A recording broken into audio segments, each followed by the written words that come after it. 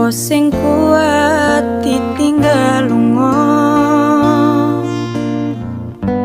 sopo sing atine ora lara, kenangan sing wis tak lakoni tak simpen ning jero ati, dhewe wis dadi siji.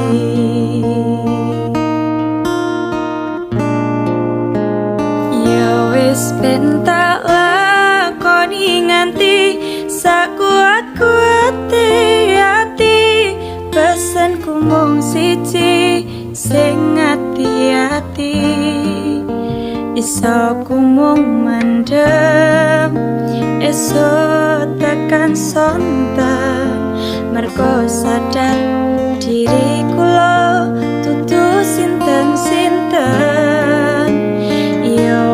Ben mung tak pendem rasa sing ana ing jero dada, tetep tak dongakno muga urip mulya, iso ku mung nyuwun muga ora keton cekap semanten mata.